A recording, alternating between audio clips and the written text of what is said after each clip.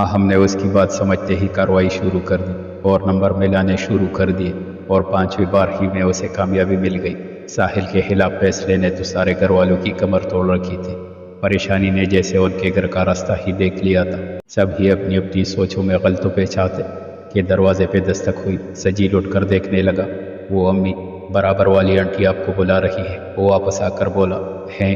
اچھا، کیوں بلا رہی ہے؟ وہ غائب دماغی سے بولے، آپ سنائے نا؟ سجیل نے ان سے کہا۔ وہ باہر آئی تو پڑوسن دروازے پہ کھڑی تھی۔ آپ اندر آئیے نا، یہاں ایسے دروازے پہ کھڑی۔ رقیہ بیگم نے ان سے کہا، نہیں، آپ میرے ساتھ چلے، ایک ضروری کام ہے۔ وہ ان کی بات کاٹتے ہوئے تیزی سے بولی۔ رقیہ بیگم ناسمجھی میں دروازے کو بند کرنے کے لیے صدا بلند کرتے ہوئے ان کے ساتھ چلی آئی۔ ان کے گھر میں داخل ہوتے ہی پڑوسی خاتون نے فون کی طرف اشارہ کیا۔ وہ الجھی ہوئی نظروں سے دیکھتے ہوئے آگے بڑھی۔ ریسیور اٹھاتے ہی جو آواز ان کے کانوں میں گونجی، اس نے ان کے قدم ہی زمین سے ہلا ڈالے۔ ہم نے ان کے ہلو کہنے پہ صرف امی بولا اور ان کو پاس پڑی کرسی کا سہارا لینا پڑ گیا۔ وقت کی کینچی لکیر کو پا کرنے کی سعی کی گئی تھی۔ اس کی آواز ان کی پیاسی ممتا کو سیراب کر رہی تھی، جو کہ روز خود کو بیٹی کے زندہ ہونے کا یقین دلاتی تھی۔ دونوں کو کوئی لفظوں کی ضرورت نہیں تھی، دونوں کے چہرے آنسوؤں سے تر تھے۔ آنسو میں وقت کی گرد دلی تو ہم نے آہستہ آہستہ خود پہ گزری داستان واقعات کی تفصیل میں جائے بغیر سنائی۔ پھر جب انہوں نے ساحل کے بارے میں بتایا تو ہم دہل کے ہی رہ گئی۔ وہ تو ساحل کی گرفتاری تک سے لا علم تھی، اور اب اس کی سزا کے بارے میں جان لینا تو اس کے لیے سوہان روپ تھا۔ وہ دونوں کافی دیر تک باتیں کرتی رہی۔ پھر رقیہ بیگم نے ڈیروں دعائیں دے کر فون رکھا تو مسرت سے ان کا چہرہ جگمگا رہا تھا۔ انہوں نے پڑوسی خاتون کا بے حد شکریہ ادا کیا۔ جب وہ گھر کے دروازے پہ پہنچی تو سجیل ان کو ہی بلانے کے لیے دروازہ کھول کر باہر آ رہا تھا۔ سب خیریت تو رہی نا؟ اتنی دیر کیوں لگا دی؟ وہ پیدر پہ سوال پوچھے جا رہا تھا۔ اندر تو چلو نا، سب یہی پوچھ لو گے کیا؟ وہ ہنستے ہوئے بولی تو سجیل حیرت زدہ ہو کر ان کو دیکھنے لگا۔ اس کے گھر کے مکین تو جیسے ہنسنا کب کا بھولے بیٹھے تھے۔ امی بتائیے نا؟ وہ چھوٹے بچے کی طرح ان کے سر ہوا۔ رقیہ بیگم سیدھے انظر صاحب کے پاس گئی اور ان کے پاس جا کر کھڑی ہو گئی۔ انہوں نے ان کا جگمگاتا چہرہ دیکھا تو وہ بھی چونکے بنا نہ رہ سکے۔ کیا ہوا؟ انہوں نے اٹکتے ہوئے پوچھا۔ ہماری بیٹی زندہ ہے سجیل، ہماری ہم زندہ ہے۔ وہ آنسو اور مسکراہٹ کے درمیان یہ لفظ ادا کر رہی تھی۔ انظر صاحب تو یہ الفاظ سنتے ہی سجدے میں گر گئے اور سجیل پرت مسرت سے ماں سے لپٹ گیا۔ بالآخر قدرت کو ان پہ رحم آ ہی گیا۔ وقت کی چکی میں پستے پستے تھوڑی سی راحت ان کے نام بھی ہو گئی تھی۔ ہم فون رکھتے ہی ہچکیوں سے رونے لگی۔ ساحل کے بارے میں سن کر اس کا ضبط جواب دے گیا تھا۔ نور اسے اس طرح روتے دیکھ کر گھبرا گئی اور باہر خالہ کو بلانے کو دوڑی۔ باہر شہریار بھی ان کے ساتھ بیٹھا تھا۔ وہ بھی ہم کے رونے کا سن کر بے قراری سے ان کے ساتھ ہی چلا آیا۔ نہ میری دی، ایسے نہیں روتے۔ وہ اسے چمکارتے ہوئے بولے، ہوا کیا؟ نوری تو نے رلایا ہے میری دلہن کو؟ وہ لفظ دلہن پہ تھوڑا جیم سا گیا تھا۔ نا ملک جی، میں نے کیوں رولانا تھا؟ وہ اپنے گھر بات کر رہی تھی فون پہ۔ وہ گھبراتے ہوئے بولی، کیا ہوا؟ سب خیریت ہے نا تیرے گھر؟ خال نے اس کا آنسو میں بھیگا چہرہ اوپر کیا۔ اس کا یہ حسن افسردہ شہریار کے دل پہ بجلی سی گرا گیا۔ وہ تڑپ کے آگے بڑھا لیکن پھر سب کو دیکھ کر رک گیا۔ ہم نے آہستہ آہستہ ساحل سے متعلق ساری باتیں بتائی تو شہریار چونک پڑا۔ ایسے کیسے اتنی بڑی سزا سنا دی؟ میں بھی اس وقت جیپ میں موجود تھا۔ میں بتاؤں گا عدالت کو کہ وہاں ہوائی فائر ہی ہوا تھا۔ وہ پورے اعتماد سے بولا۔ ہم رونا بھول کر حیرت سے اسے دیکھنے لگی۔ امید کی ایک کرن اس کے ہاتھ لگنے کو تھی۔ گٹھا ٹوپ اندھیرے میں ننھی سی روشنی کی کرن بھی بڑی غنیمت لگی تھی۔ بیٹا پہلے میں شہریار کو شہر کے بڑے ڈاکٹر کو دکھا لاؤں، پھر آگے کا لائحہ عمل طے کرتے ہیں، خالہ فکر مندی سے بول رہی تھی۔ ہم اپنی میسی مسکراہٹ کے ساتھ اپنے آنسو صاف کر رہی تھی۔ شہریار اس کے چہرے پہ دھوپ چاو کا ایک کیل بڑے انہماک سے دیکھ رہا تھا۔ وہ کرسی پہ بیٹھا سب کے کمرے سے جانے کا انتظار کر رہا تھا۔ خالہ اور نور کمرے سے جا رہے تھے۔ ان کے چلے جانے کے بعد ہم کو شہریار کی نظروں کا احساس ہوا۔ اس کی گہری نظر اس پہ ہی جمی ہوئی تھی۔ اسے عجیب سی گھبراہٹ نے گھیر لیا۔ وہ شاید خالہ بلا رہی ہے۔ وہ اونچی آواز میں خود کلامی سی کرتی ہوئی بستر سے اترنے لگی۔ شہریار اس کو دیکھنے میں ہی مہو تھا۔ جب تک وہ اس کا ارادہ سمجھتے وہ کمرے سے جا چکی تھی۔ اس کے جانے سے اس کی ساری ماہیت ٹوٹ گئی۔ وہ اپنے دل میں اس کے لیے اٹھتے جذبات کو کوئی نام دینے سے قاصر تھا، لیکن جو بھی تھا اسے اچھا لگ رہا تھا۔ ساحل کی سزا ہو جانے کے بعد تو انظر صاحب ہمت ہی ہار بیٹھے تھے۔ رقیہ بیگم نے تو بس مسلح ہی سنبھال لیا تھا اور وہ کسی معجزے کی امید میں تھی۔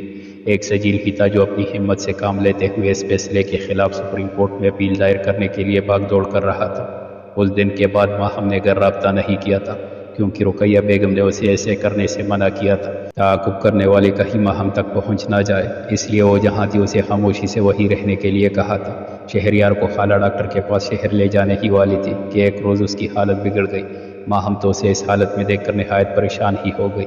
شہریار کا تمام جسم تشنجی کیفیت کا شکار تھا اور اسے جھٹکے سے لگ رہے تھے۔ ان کو شہر لے چلتے ہی یہ ٹھیک نہیں خالہ، وہ روحان سی ہو کر بولے۔ بی بی جی، ملک جی کو یہ دور حویلی میں بھی پڑتا تھا، وہ لوگ عطائی کو بلوا کر کوئی ٹیکہ لگوا دیتے۔ نور نے ان لوگوں کو بتایا۔ ٹیکہ؟ کون سا ٹیکہ؟ خالہ نے حیرت سے پوچھا۔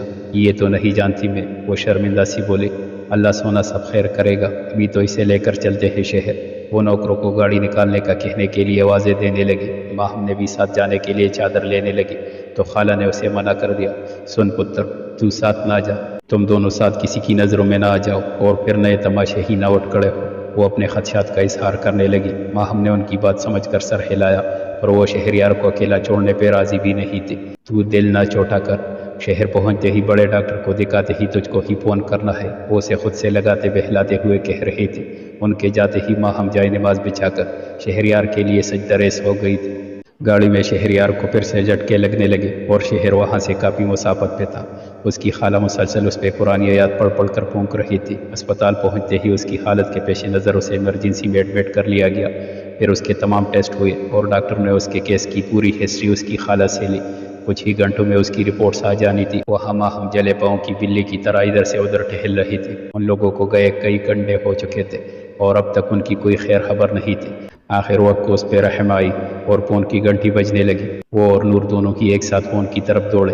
ہٹو پیچھے، میرا فون ہے، ماہم نے نور کو گورتے ہوئے کہا۔ ہاں بی بی، آپ کیوں اٹھاؤ؟ وہ منہ بناتے ہوئے پیچھے ہو گئی۔ ہیلو خالہ، کیا ہوا؟ وہ دوسری طرف کی آواز سنے بنا ہی بولی، اور جب دوسری طرف سے آواز اس کی سماعت میں پڑی تو اس کے پیروں سے جان ہی نکل گئی۔ او، تو زندہ ہے اور زبیدہ کے پاس ہے۔ 7 گالیوں کے نہ رکنے والا سلسلہ شروع ہو گیا۔ ماہم اپنی جگہ برف کی بن گئی۔ نور اس کو ہلا کے پوچھنے لگے، اچھا تو یہ نور بھی تیرے ساتھ ہے؟ میں آ رہی ہوں تجھے لینے، تو وہی رک۔ چودھرائن کی آواز شام کی پنکار سے مشابہ تھی۔ ماہم کڑی کڑی کانپ رہی تھی کہ فون کی گھنٹی پھر سے چنگاڑنے لگی۔ نور نے ہاتھ بڑھا کے فون اٹھایا۔ جی بی بی جی، یہی ہے، لے بات کریں۔ اس نے فون ماہم کی طرف بڑھایا۔ پتر، سب خیریت ہے، بس کچھ دن اسپتال میں رکھیں گے اور اس کو جو نشے کی لت لگائی گئی تھی اس کا علاج کریں گے۔ خالہ نے ساری تفصیل بتائی۔ ماہم نے جواب میں ایک لفظ بھی نہ کہا تو ان کو تشویش ہونے لگی۔ ماہم، پتر سب خیر تو ہے؟ ہوں ہاں بھی نہیں بولی تم تو۔ وہ اس کی خاموشی کو بام گئی۔ ملکوں کو خبر ہو گئی میری حیاتی اور یہاں ہونے کی، اب کیا ہوگا؟ وہ آ رہے ہیں مجھے لینے، وہ ہیزیانی سی کیفیت میں بولنے لگی۔ کس کی ہمت کی وہ میری دہلیز پار کرے؟ نور کو فون دو۔ وہ ساری بات سن کر خی غصے میں آ گئی۔ انہوں نے نور کو ساری ہدایات دی اور فون بند کر دیا۔ ماہم کا دل سوکھے پتے کی طرح کانپ رہا تھا۔ ہراہٹ پہ وہ چونک جاتی۔ ابھی کچھ دیر ہی گزری تھی کہ باہر گیٹ سے شور کی آوازیں آنے لگی۔ ماہم کا دل بیٹھنے لگا اور اسے لگا کہ موت سے پہلے ہی موت نے اسے گھیر لیا ہے۔ پچھلے گزرے ہوئے تمام دنوں سے کسی بھیانک خواب کی طرح یاد آنے لگے۔ جو زخم وقت نے بھر دیے تھے تو پھر سے رسنے سے لگے تھے اور وہ خوف و دہشت کی لپیٹ میں آ کر بری طرح کانپنے لگی تھی۔ دروازے پر بری طرح دستک دی جا رہی تھی اور اونچی اونچی آواز میں وہ دروازہ کھولنے کے لیے کہا جا رہا تھا۔ گالیوں اور مغلظات کا طوفان تھا جو آنے والوں کے منہ سے نکل رہا تھا۔ زبیدہ خالہ کی طرف سے دروازہ نہ کھولنے کی سخت ہدایت تھی اور ان کو کسی بھی قسم کا جواب نہ دینے کے لیے انہوں نے کہا تھا۔ ماہم کا دل انجانے خدشات سے ہولنے لگا تھا۔ کافی دیر تک یہ طوفان بدتمیزی جاری رہا۔ اس کے بعد وہ لوگ خاموش ہو کر دروازے کے باہر ہی بیٹھ گئے۔ پھر بھی وقتاً فوقتاً چودھرائن اونچی آواز میں دھمکیاں دے رہے تھے۔ ماہم کے پیر ٹہل ٹہل کلب شل ہونے لگے تھے۔ گھڑی کی سوئیاں دھیرے دھیرے سرک رہی تھی کہ باہر خالہ زبیدہ کی پاٹدار آواز نے اس کے اندر زندگی سی بھر دی۔ جس طرح آئے ہو ویسے ہی چلے جاؤ تم لوگ، یہ تم لوگوں کا پینڈ نہیں ہے۔ وہ بارو آواز میں بول رہی تھی۔ ہماری نوح ہمارے حوالے کرو، ہم نے چلے جانا ہے۔ چودھرائن ہاتھ نچا کر بولے، کوئی نہیں میرے پاس یہاں، چلتے بنو تم لوگ، اب میری بہن کے قاتل ہو تم لوگ۔ وہ غصے میں چلائی، اگر یہ لوگ 5 منٹ میں نہ جائے تو بختوں کو کہنا کہ ان پہ اپنی شکاری کتے چھوڑ دے۔ وہ اپنی بات کہہ کر حویلی میں اندر آ گئی۔ زمانے کے بڑے سرد و گرم اکیلے دیکھے تھے انہوں نے، اب مشکل سے مشکل حالات میں گھبراتی نہیں تھی۔ ماہم ان کو دیکھتے ہی ان سے لپٹ گئی۔ ماں جیسی خوشبو محسوس ہوتی تھی ان کے پاس، وہ بہت مضبوط وسیل ثابت ہوئی تھی اس کے لیے۔ شہریار کے حوالے سے بھی انہوں نے کافی تسلی دی اسے اور سارے حالات سے بھی آگاہ کیا۔ ماہم نے گہری سانس لی۔ اپنا مستقبل اسے دھند میں ہی لپٹا دکھ رہا تھا، کچھ بھی واضح نہیں تھا۔ سجیل نے سپریم کورٹ میں اپیل دائر کر دی تھی، اسے بڑی امید تھی کہ اب فیصلہ اس کے حق میں ہی ہوگا۔ ماموں تو اس واقعہ کے بعد ان لوگوں سے دعا سلام سے بھی گئے، اب وہ کسی بھی صورت گواہی دینے کے لیے رضامند نہیں تھی۔ برے وقت کی گردش میں تھے وہ لوگ جس میں جکڑے ہوئے لوگوں کو ان کے سائے داغ مفارقت دے جاتے ہیں، یہ تو پھر لوگ تھے، بس خون کے تعلق پہ بے حسی تکلیف دیتی تھی۔ آج سجیل انظر صاحب کو اپنے ساتھ چلنے کے لیے مسلسل کہہ رہا تھا اور وہ نہ جانے کے ٹال مٹول سے کام لے رہے تھے۔ بیٹا، میرا دل مزید کسی جھٹکے کا متحمل نہیں ہو سکتا، یہ بات تم بھی جانتے ہو، وہ اسے رسان سے سمجھا رہے تھے۔ وکیل نے بہت آس دلائی ہے، فیصلہ ہمارے حق میں ہی ہوگا۔ سجیل پرامید لہجے میں بولا، اللہ اپنا فضل رکھے میرے بچوں پہ، تم جاؤ بیٹا۔ وہ اس کا کندھا تپکتے ہوئے وہاں سے اٹھ گئے۔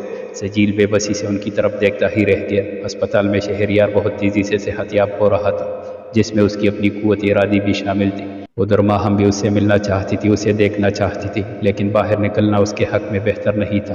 دنوں میں اداسی اگلی ہوئی تھی، بس اچھے دنوں کی آس لیے ہی سب جی رہے تھے۔ مقدمے کی کارروائی شروع ہونے والی تھی۔ سجیل نے ساحل کو آنکھوں میں تسلی دی۔ سجیل آج بھی سارا وقت ماموں سے رابطہ کرنے کی کوشش کرتا رہا، لیکن وہ کسی طور بھی اس سے بات کرنے کو بھی تیار نہیں تھے۔ جج صاحب مقدمے کی کارروائی بڑے غور سے سن رہے تھے۔ دونوں طرف کے وکیل اپنے اپنے دلائل اور شواہد ان کے سامنے پیش کر رہے تھے۔ آخر وہ گھڑی آ ہی گئی جس کے لیے دونوں بھائی کب سے انتظار کر رہے تھے۔ جج صاحب کا اسپاٹ چہرہ کسی بھی قسم کے تاثر سے عاری تھا۔ وہ کیا فیصلہ دینے والے تھے اس بات کا ذرا سا بھی اندازہ نہیں ہو رہا تھا۔ تمام شواہد اور دلائل کی روشنی میں عدالت اس نتیجے پہ پہنچی ہے کہ ملزم ساحل نے ارادے کے ساتھ گولی چلائی، جس سے ایک جان کا ضیاع ہوا۔ ان کی پاٹدار آواز پورے کمرے میں گونج رہی تھی، لہٰذا عدالت ساحل کو دی گئی سزا کو برقرار رکھنے کا حکم سناتی ہے۔ ہینگ ٹل ڈیتھ الفاظوں کا سیسہ سماعت میں اتار دیا گیا تھا۔ سجیل اور ساحل دونوں ہی اپنی جگہ پہ پوٹ پوٹ کر رونے لگے۔ ایک دوسرے کا کندھا تک ان کو میسر نہیں تھا۔ اپنے ناکردہ گناہوں کی سزا کاٹنا ہی ساحل کا مقدر بن چکا تھا۔ شہریار بہت تیزی سے روبہ صحت تھا، اس کے ڈاکٹر بھی اس کی تعریف کر رہے تھے۔ وہ نہیں جانتے تھے کہ اس کی آنکھوں میں بسا چہرہ اسے ٹھیک ہونے میں محمیز کا کام کر رہا تھا۔ وہ تصور میں ہاتھ بڑھا کر اس کے بہتے آنسو صاف کیا کرتا تھا۔